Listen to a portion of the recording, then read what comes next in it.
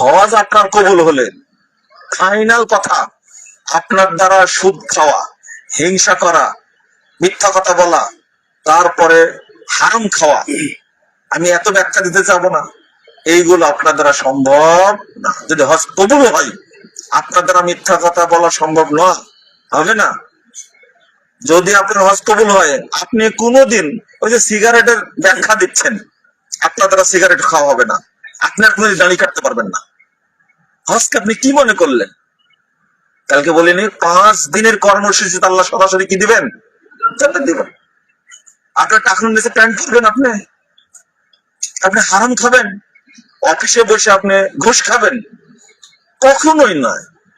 এত মানে আপনার মতো পাঁচই না হজ, এমন পবিত্র জিনিস যার হজ কবুল হবে, আল্লাহ তাকে ওই জান্নাতের পথেই পরিচালনা করবেন। যেদিন উল্টা দিকে চলে যাবেন সেদিনই বুঝবেন আমার হজ কবুল হয়নি। অতএব অত ব্যাখ্যা দেওয়ার দরকার নাই, ব্যাখ্যা এটাই শেষ। আমরা কেউ কি চাই হজ কবুল না হোক?